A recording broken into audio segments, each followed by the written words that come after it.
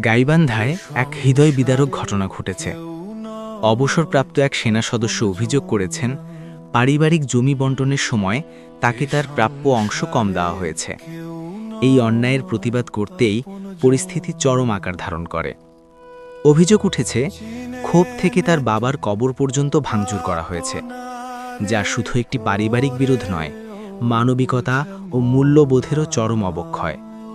স্থানীয়রা এই ঘটনায় গভীর উদ্বেগ প্রকাশ করেছেন এবং দ্রুত সুষ্ঠু তদন্ত ও ন্যায় বিচারের বাবা, এই ছোট্ট শব্দটার ভিতরে থাকে একটা জীবনের সব ভালোবাসা, ত্যাগ আর আশ্রয়। আর আজ সেই শব্দটাকেই অপমান করা হলো।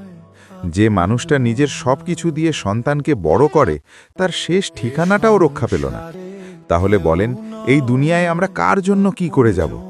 যেখানে বাবার সম্মানই নিরাপদ না, সেখানে ভালোবাসা আর ত্যাগের মূল্যটাই বা কোথায়?